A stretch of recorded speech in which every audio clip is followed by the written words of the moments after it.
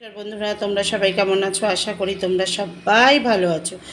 মৌসুমীর হেসেল থেকে মৌসুমী, আমিও ভালো আছি। আজকে আমি তোমাদের পটল চিংড়ি করে দেখাবো। দেখো, পটলগুলোকে আমি কেটে ভালো করে ধুয়ে নিয়েছি। আর এখানে রয়েছে আলুগুলোকেও আমি কেটে ভালো করে ধুয়ে নিয়েছি। এখানে রয়েছে পেঁয়াজ কুচি, পেঁয়াজগুলোকেও ভালো করে কুচিয়ে নিয়েছি। আর এখানে রয়েছে চিংড়ি মাছগুলো দেখো গোটায় রয়েছে, দেখেছো? এবার আমি পটলগুলো আর আলুগুলো ভেজে নিই।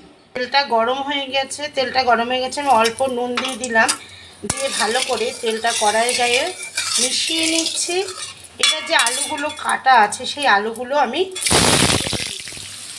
দেখো, আমি তখন তেলের মধ্যে যে নুন দিয়েছিলাম, আমি কিন্তু আর নুন দিইনি। আলুগুলোকে কিন্তু আমি লাল লাল করে ভেজে নিয়েছি। অল্প হলুদ দিয়ে দিলাম, দিয়ে এবার আলুর সঙ্গে হলুদগুলো মিশিয়ে নিলাম। দেখো, আলু ভাজাগুলো হয়ে গেছে। এবার আমি আলু ভাজাগুলো তুলে নিচ্ছি।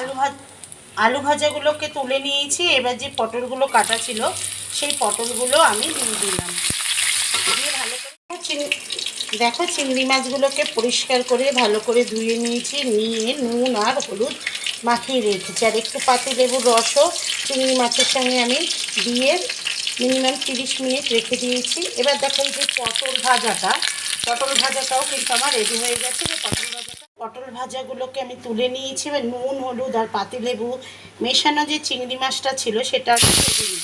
দেখো, চিংড়ি মাছ ভাজাগুলো হয়ে গেছে, আমি তুলে আমি শুকনো মশলা নিয়ে নিয়েছি, ধনের গুঁড়ো, জিরের গুঁড়ো, স্বাদ মতন চিনি, আর হচ্ছে কাশ্মীরি রেড চিলি পাউডার। এবার আমি একটু জল দিয়ে মশলাটা রেডি করব। আর এখানে যে তেলটা চিংড়ি মাছ ভাজা হওয়ার পরে আমি কিছুটা তেল দিয়ে দিয়েছি। ফোড়নে দিচ্ছি সাদা জিরে, তেজপাতা, শুকনো লঙ্কা, দারচিনি, লবঙ্গ, এলাচটা আমি দিয়ে দিচ্ছি পেঁয়াজ কুচি। দেখো, এবার আমি মশলা যে রেডি করে রেখেছি সেই মশলাগুলো আমি দিয়ে দিলাম, দিয়ে ভালো করে পেঁয়াজ ভাজার সঙ্গে মিশিয়ে নিচ্ছি। এবার আমি এখানে দিচ্ছি পেঁয়াজ বাটা, রসুন বাটা, লঙ্কা পেস্ট আর আদা পেস্ট। সব মশলাগুলো একেবারেই মিশিয়ে নিচ্ছি সব মশলার সঙ্গে।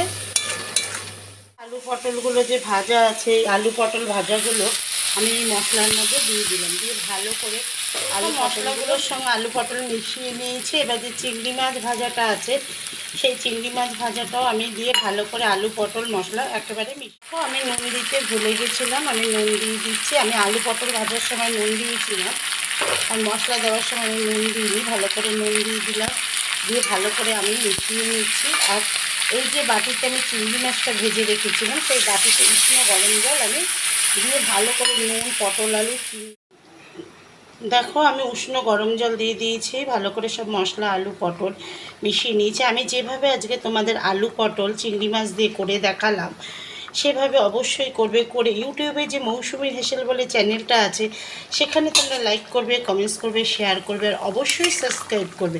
আর ফেসবুক পেজে সেখানে তোমরা লাইক করবে, কমেন্টস করবে, শেয়ার করবে, আর ফেসবুক পেজটা অবশ্যই ফলো করবে। দেখো, আমি তোমাদের ভালোভাবে দেখিয়ে দিচ্ছি আলু পটল আর চিংড়ি মাছ যে আমি রেসিপিটা করলাম সেটা ভালো করে তোমাদের দেখিয়ে দিলাম।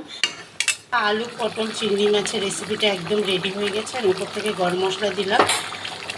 পটল চিংড়িটা একদম কমপ্লিট হয়ে গেছে। গরম মশলা দিয়ে ভালো করে আমি মিশিয়ে নিচ্ছি। আমি গ্যাসটা অফ করে দিলাম, ঠান্ডা হলে পরিবেশন করে তোমাদের দেখো পরিবেশন করে নিয়েছি। দেখেছো, কালারটা কিন্তু অসাধারণ হয়েছে, খেতেও অসাধারণ হবে। দেখেছো, ইউটিউবে যে মৌসুমীর হেসেল বলে চ্যানেলটা আছে সেখানে তোমরা লাইক করবে, কমেন্টস করবে, শেয়ার করবে, আর অবশ্যই সাবস্ক্রাইব করবে। আর ফেসবুক পেজে মৌসুমীর হেসেল বলে যে চ্যানেলটা আছে সেখানে তোমরা লাইক করবে, কমেন্টস করবে, শেয়ার করবে, অবশ্যই পেজটাকে ফলো করবে। আজকের মতন আসি, নমস্কার।